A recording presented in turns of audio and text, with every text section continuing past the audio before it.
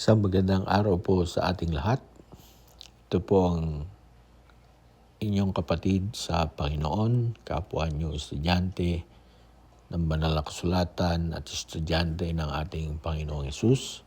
At atin pong ipinagpapatuloy ang ating pong series na may pamagat na ang Diyos ang may ibig, na ang lahat ng mga tao ay mga ligtas at makaalam ng katotohanan.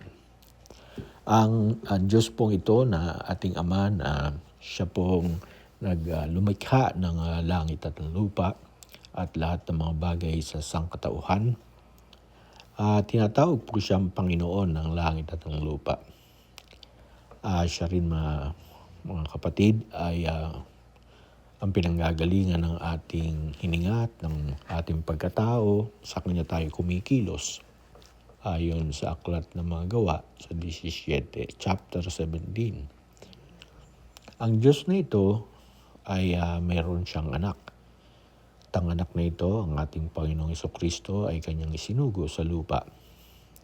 At siyang naging tagapagsalita niya sa mga huling araw na ito. Siya na ang propeta na ating kinikilala sa ating kapanahunan. At ang ating Panginoong Jesucristo ay nagbigay sa atin ng tip. Binigay niya tayo ng karunungan, kaalaman, upang tayo magkaroon ng buhay na walang hanggan. Yun nga yung ibig sabihin ng kaligtasan. Sapagkat ang Diyos ang may ibig ng lahat ng tao ay magkaroon ng kaligtasan, magkaroon ng buhay na walang hanggan sa piling niya at ng ating Panginoong Jesucristo. At base sa kanyang sinabi at isinulat ni San Juan sa 17:3 ng Juan, sa salin ng Magandang Balita Bible, Revised Edition, ito ang buhay na walang hanggan, ang makilala kanila ang iisa at tunay na Diyos, at ang makilala si Jesucristo na iyong sinugo. Dito po sa talatang ito, mga kapatid, ay sinabi ng ating Panginoong Hesus na may dapat na makilala ang tao para magkaroon ng buhay na walang hanggan. Una, ang iisa at tunay na Diyos. Ikalawa, ang makilala si Jesucristo na kanyang sinugo.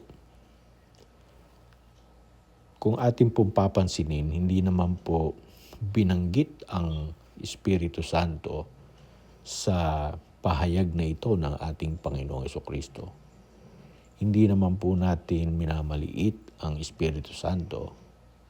Pero kung ating pong pagbabasihan ang mismong sinabi ni Kristo, meron pong dalawa na dapat makilala.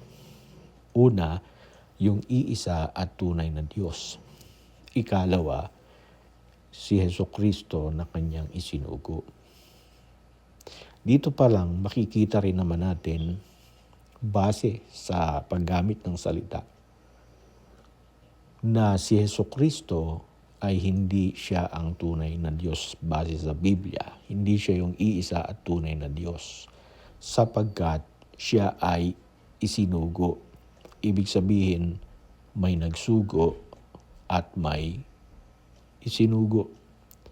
Kaya dalawa ang ating dapat na makilala. Kung halimbawa, ikaw ay inutusan mo ang iyong anak, ikaw ba ang iyong anak? Diba hindi naman? Iba ikaw na ama o ina at iba ang iyong anak. Magkaiba kayo ng buhay, magkaiba kayo ng person, hindi kayo iisa sa bilang. Pareho kayong tao, subalit hindi kayo siya rin. Ganon din ang amang Diyos. Meron siyang anak, inutusan niya ang anak na magkatawang tao at mangaral at mamatay para sa ating mga kasalanan.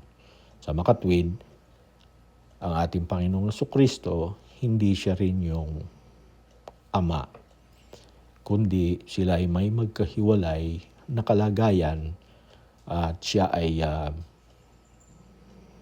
mayroong sariling buhay o may buhay sa kanyang sarili. Kung paanong ama ay may buhay sa kanyang sarili, gayon din naman ang anak ay may buhay sa kanyang sarili. Sa susunod po ay ating pong tatalakayin ang pagkakilalang ito sa ama at sa anak. Magandang araw po sa inyong lahat.